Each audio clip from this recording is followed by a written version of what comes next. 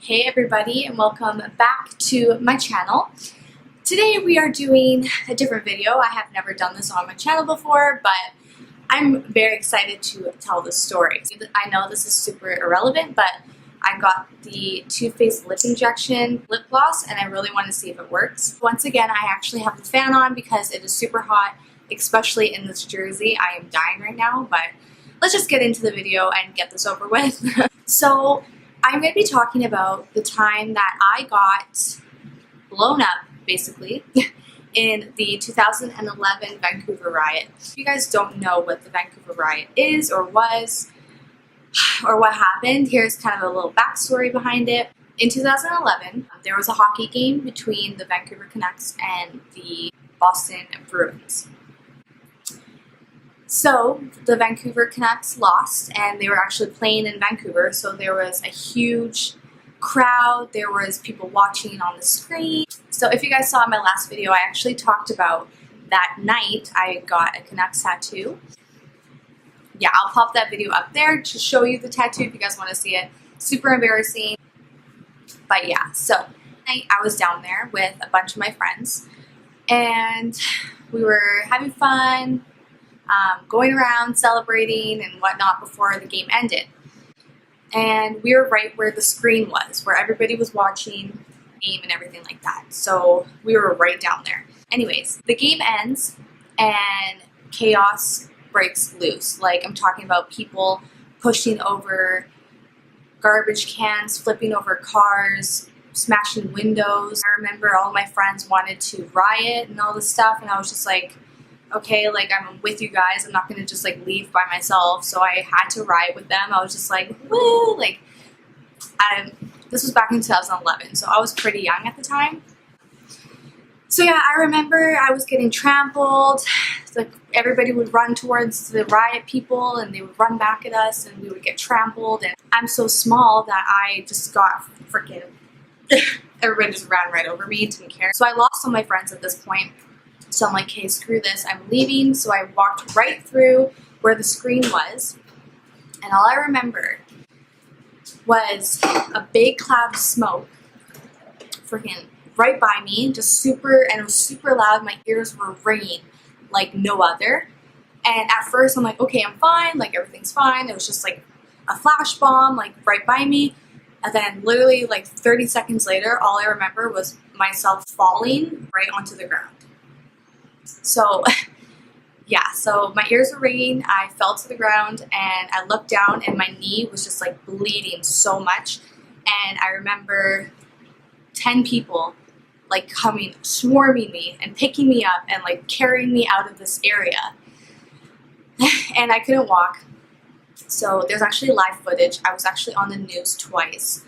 And there was, the first clip was me laying on the ground. And I actually found that clip from the news. So I will show you guys that little clip right now.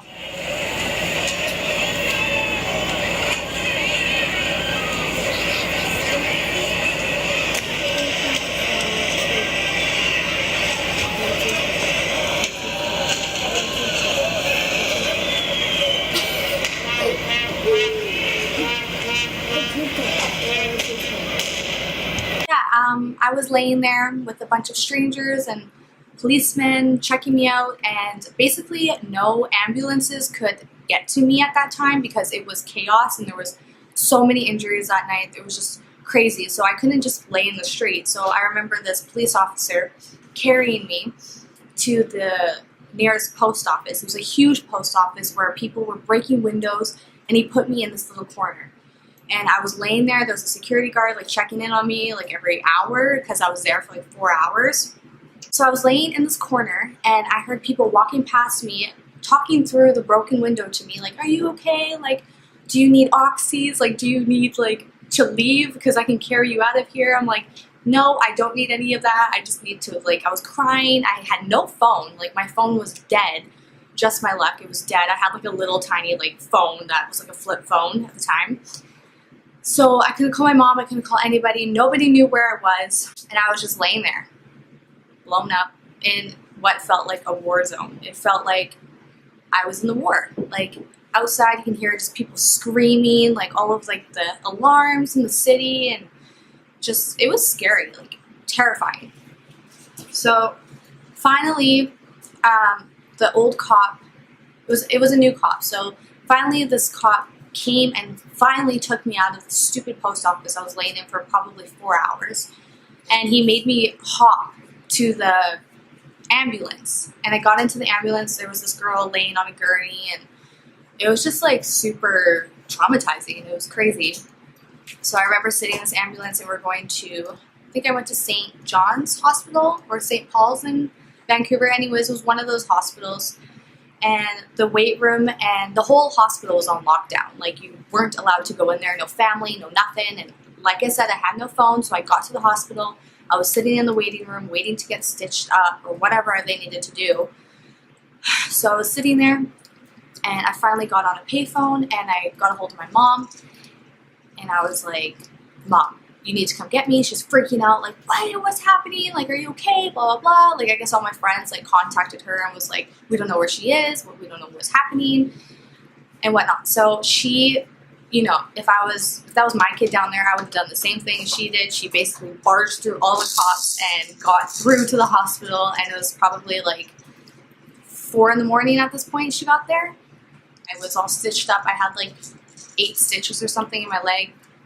And I was laying beside a bunch of people that were injured, like in this hospital room. Like, I was laying in my own bed, I had an IV and everything, and I was resting, and I was just talking to everybody around me, and all of their stories was just insane on like how they were injured, and just like they had way worse injuries than me. So I obviously got lucky, like so lucky.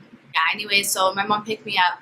I had to get crutches. I was on crutches for probably like 2 weeks, and it was the end of school, so I was going to school in crutches and horrible. So I had to move upstairs because we just got a new washer and dryer. So yeah, I'm just gonna finish off the video here. That is basically what happened. It was insane, and yeah, so I'll show you guys the scar. It's a scar right here. Not too bad now, but it was pretty big. I'm so lucky it didn't get up here, because then my kneecap would have been blown out. So I hope you guys enjoyed this video. If you did, don't forget to give it a big thumbs up, and don't forget to subscribe to my channel, and I'll see you guys in my next video. Thanks for watching.